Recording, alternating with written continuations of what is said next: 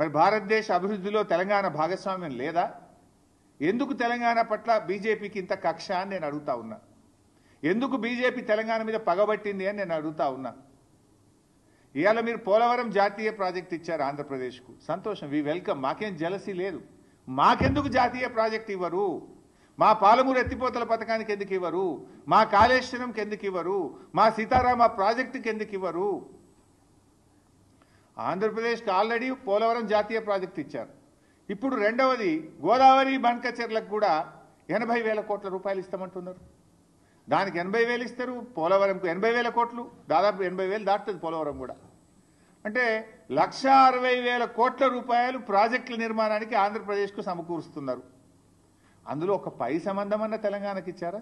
1%, 1,600 కోట్లని ఇచ్చారా అని అడుగుతా ఉన్నా నేను. ఇయ్యనప్పుడు 8 ఎంపీలు బీజేపీ గెలిచి ఏం ప్రయోజనం? 2 కేంద్ర మంత్రులు ఈ రాష్ట్రం నుంచి ఉండి ఏం ప్రయోజనం? మీరున్నది పదవులు అనుభవించడానికా, ప్రజలకు సేవ చేయడానికా? ఈ రాష్ట్ర హక్కులు కాపాడడానికా, ఈ రాష్ట్ర హక్కులు హరిస్తుంటే కళ్ళు మూసుకొని కూర్చోవడానికి ఉన్నారా అని చెప్పి నేను అడుగుతా ఉన్నా.